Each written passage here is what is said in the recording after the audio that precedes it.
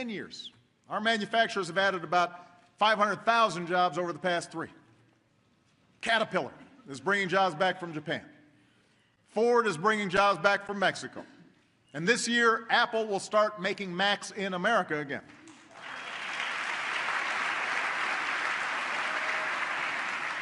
There are things we can do right now to accelerate this trend. Last year, we created our first Manufacturing Innovation Institute in Youngstown, Ohio. A once shuttered warehouse is now a state-of-the-art lab where new workers are mastering the 3D printing that has the potential to revolutionize the way we make almost everything. There's no reason this can't happen in other towns. So tonight, I'm announcing the launch of 3 more of these manufacturing hubs, where businesses will partner with the Department of Defense and Energy to turn regions left behind by globalization into global centers of high-tech jobs.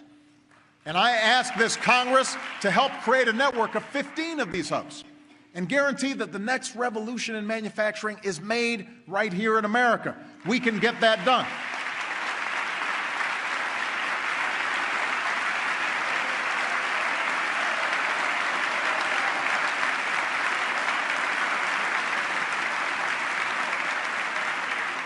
Now, if we want to make the best products, we also have to invest in the best ideas. Every dollar we invested to map the human genome returned $140 to our economy. Every dollar. Today, our scientists are mapping the human brain to unlock the answers to Alzheimer's. They're developing drugs to regenerate damaged organs, devising new materials to make batteries 10 times more powerful. Now is not the time to gut these job-creating investments in science and innovation. Now is the time to reach a level of research and development not seen since the height of the space race. We need to make those investments.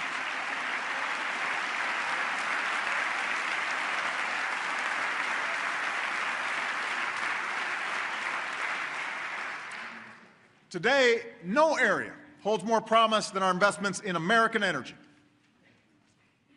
After years of talking about it, we're finally poised to control our own energy future. We produce more oil at home than we have in 15 years.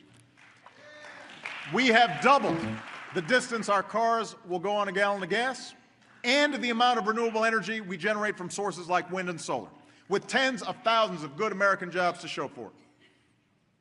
We produce more natural gas than ever before, and nearly everyone's energy bill is lower because of it. And over the last 4 years, our emissions of the dangerous carbon pollution that threatens our planet have actually fallen. But for the sake of our children and our future, we must do more to combat climate change.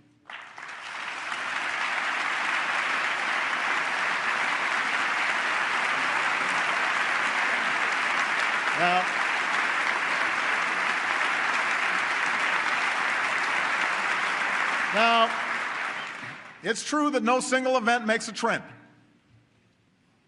But the fact is, the 12 hottest years on record have all come in the last 15. Heat waves, droughts, wildfires, floods, all are now more frequent and more intense. We can choose to believe that Superstorm Sandy and the most severe drought in decades and the worst wildfires some states have ever seen were all just a freak coincidence.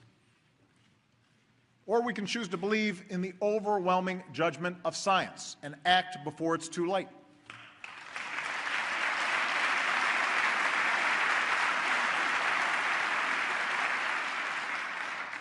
Now, the good news is we can make meaningful progress on this issue while driving strong economic growth.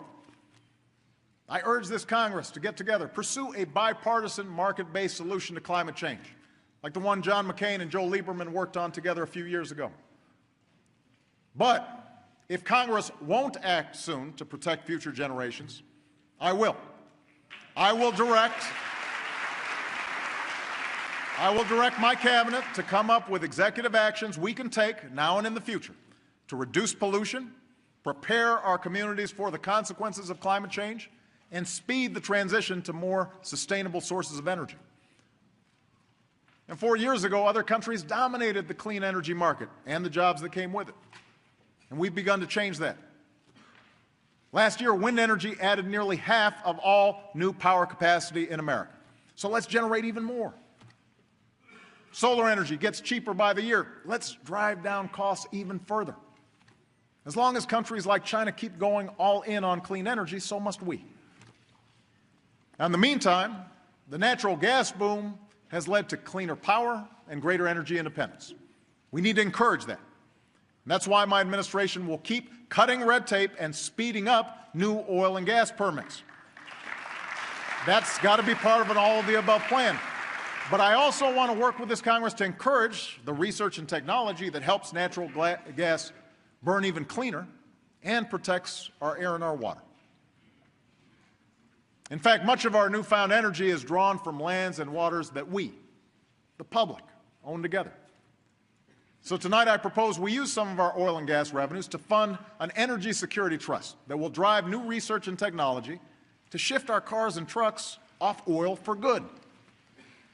If a nonpartisan coalition of CEOs and retired generals and admirals can get behind this idea, then so can we. Let's take their advice and free our families and businesses from the painful spikes in gas prices we put up with for far too long.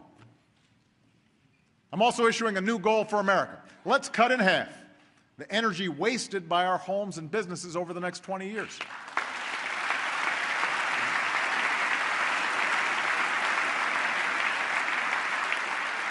We'll work with the states to do it. Those states with the best ideas to create jobs and lower energy bills by constructing more efficient buildings will receive federal support to help make that happen. America's energy sector is just one part of an aging infrastructure badly in need of repair. Ask any CEO where they'd rather locate and hire. A country with deteriorating roads and bridges, or one with high-speed rail and internet, high-tech schools, self-healing power grids. The CEO of Siemens America, a company that brought hundreds of new jobs to North Carolina, said that if we upgrade our infrastructure, they'll bring even more jobs. And that's the attitude of a lot of companies all around the world. And I know you want these job-creating projects in your district. I've seen all those ribbon cuttings.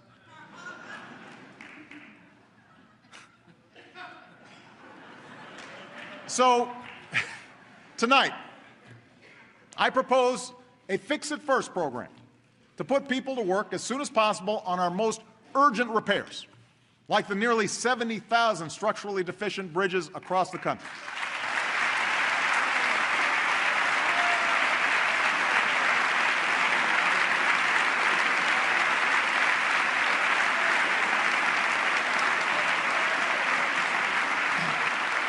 And to make sure taxpayers don't shoulder the whole burden, I'm also proposing a partnership to rebuild America that attracts private capital to upgrade what our businesses need most. Modern ports to move our goods, modern pipelines to withstand a storm, modern schools worthy of our children. Let's prove there's no better place to do business than here in the United States of America, and let's start right away. We can get this done. And part of our rebuilding effort must also involve our housing sector.